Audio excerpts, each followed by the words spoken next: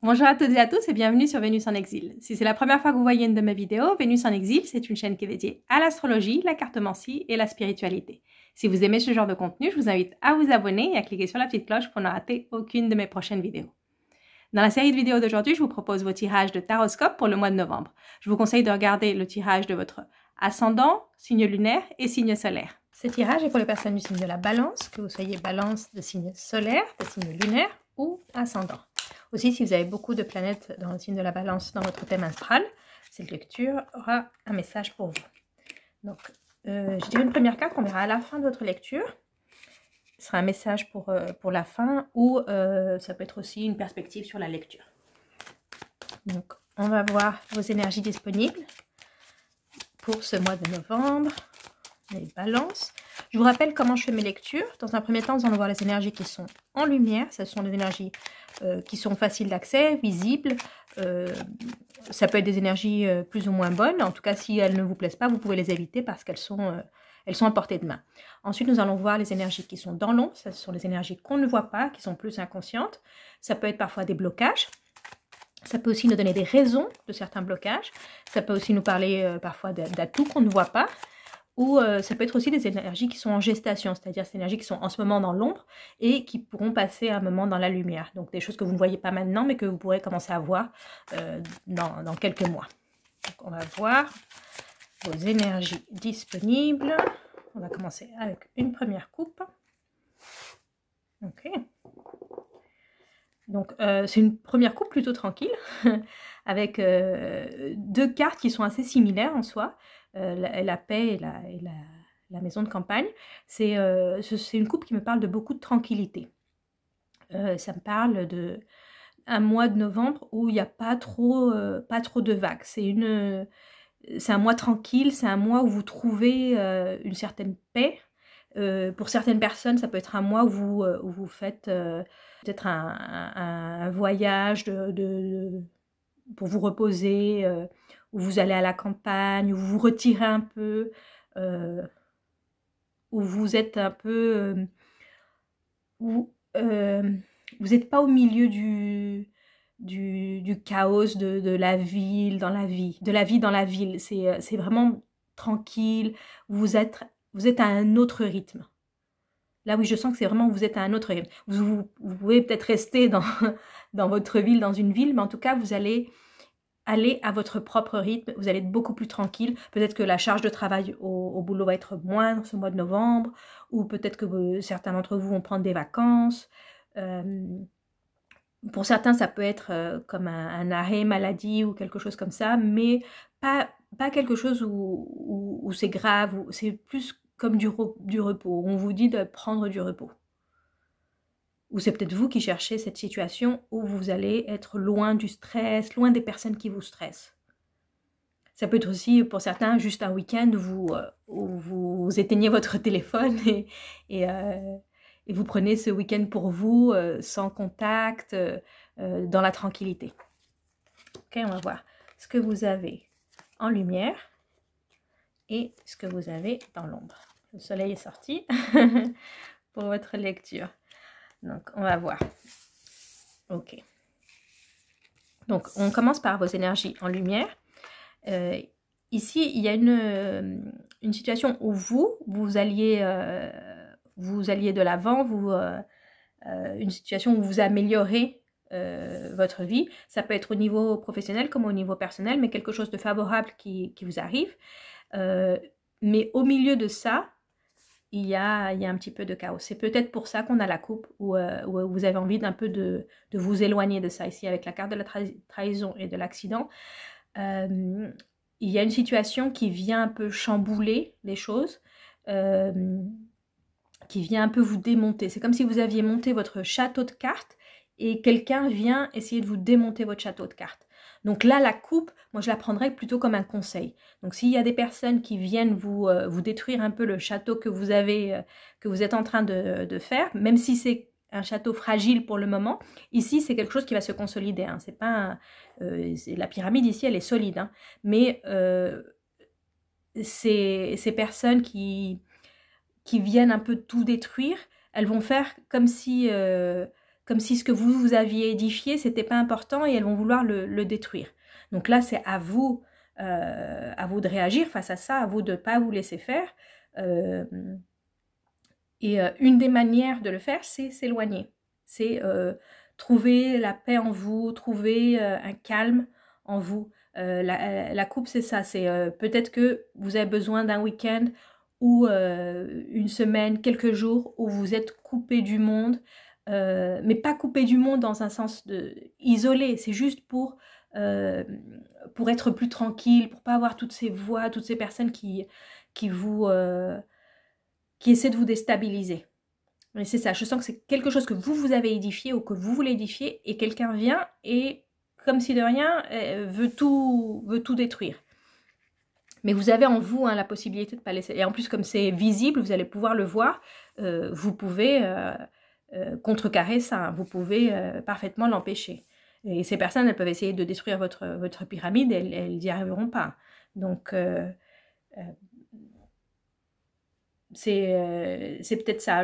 Prenez quelques jours pour vous, pour réfléchir et surtout pour vous calmer, pour être plus tranquille et pour vous dire que votre pyramide, elle va rester. Donc ici, ce qu'on a dans l'ombre. Donc, dans l'ombre, il y a des doutes. Il y a des doutes et il y a des limites. Donc ici, moi je pense que ça nous explique pourquoi ces personnes peuvent faire des ravages dans ce que vous avez construit. Que ce soit ce que vous avez construit, ça peut être une relation, ça peut être un projet personnel, un projet créatif, un projet professionnel. Quelque chose mais qui naît de vous. Hein. C'est quelque chose que vous avez mis chaque brique ici. Hein. C'est vraiment quelque chose qui vient de vous, que ces personnes ou cette personne veulent détruire. Et ce que vous ne voyez pas et qui est en vous, c'est ça. C'est que vous avez des doutes, vous êtes cette inconstance. C'est un peu parce que vous n'avez pas comme la certitude, vous n'avez pas les bases solides en vous pour pouvoir faire tenir cette pyramide. Donc plus que les personnes qui essaient de la faire tomber, c'est plus en vous que vous devez travailler. Vous devez travailler cette base pour qu'elle soit plus solide. Parce que cette base, elle est sur quelque chose d'éphémère. Vous devez être sûr de ce que vous faites. Et si vous êtes sûr de ce que vous faites, la personne pourra le détruire. Il y a aussi ici, avec le cloître, beaucoup de limites. Vous mettez beaucoup de limites. C'est aussi quelque chose sur quoi vous devez travailler. Comme c'est dans la partie de l'ombre, c'est quelque chose dont vous n'êtes pas conscient. Donc peut-être que vous êtes déjà conscient ou consciente de certaines limites que vous avez, que vous travaillez sur ça, que vous essayez de travailler sur vos croyances limitantes. Mais il y en a d'autres que vous ne voyez pas. Certaines qui sont peut-être plus profondes. Aussi ici, ce qu'on a dans l'ombre, les pensées amitié dans l'ombre, ça veut dire aussi qu'il y a des personnes avec qui vous pourriez vous connecter, mais que vous ne voyez pas. Des personnes que vous avez peut-être décidé un peu de vous éloigner de ces personnes et que vous ne les voyez plus comme des personnes amies. Ça peut être aussi des personnes qui sont des amis de longue date, que vous n'avez pas vu depuis très longtemps, et ou peut-être que vous avez chacun pris votre chemin, et en fait ces personnes-là, elles ont peut-être plus d'affinité avec vous en ce moment, mais vous ne les voyez pas. Ça peut être des personnes aussi autour de vous que vous ne voyez pas, que ces personnes pourraient être des alliés pour vous. Donc regardez un peu autour de vous. Si vous faites ce travail sur vous-même, vous allez vous rendre compte. Vous allez vous rendre compte des personnes qui partagent un peu les mêmes idées que vous. C'est aussi pour vous dire que vous n'êtes pas seul, qu'il y a d'autres personnes qui sont dans la même situation que vous, qui font ce même travail, le même travail que vous faites. Le travail sur vous, hein, ici je parle du travail sur vous, il y a des personnes qui passent par la même chose et vous pourriez vous entraider. Peut-être trouver comme un groupe qui pourrait partager ce parcours que vous allez devoir faire. Ce parcours pour vous sortir vous-même de ce cloître.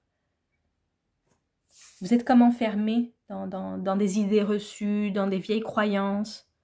Et certaines, je vous dis, ça ne veut pas dire que vous ne faites pas de travail sur vous. Hein. Vous faites sûrement du travail sur vous. C'est pas pour vous dire que vous ne le faites pas. C'est juste pour vous dire qu'il y a quelque chose d'autre. Il y a quelque chose de plus profond que vous ne voyez pas encore. Donc, on va voir ce que nous disent les cartes de Mademoiselle Lenormand. Oups. Okay. Pour certaines personnes, vous cherchez votre maison. Vous cherchez le lieu qui est pour vous, un lieu qui vous inspire. Un lieu où vous pouvez être plus créatif, comme un lieu qui vous donne une certaine tranquillité. Comme on avait à la couple à la maison de campagne, peut-être que vous allez trouver cet endroit qui est fait pour vous. C'est peut-être pas un endroit où vous allez de manière permanente, mais en tout cas c'est un endroit où vous allez pouvoir vous ressourcer. Donc on va voir ce que nous dit les cartes de Mademoiselle Lenormand. On va faire ça juste avec une coupe.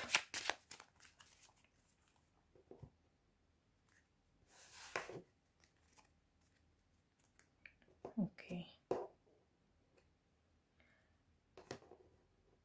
Donc, ici, si c'était par rapport au travail, la situation que je vous ai décrite, un projet que vous avez édifié et que des personnes veulent détruire, si vous allez pouvoir rencontrer des personnes dans un événement social, ça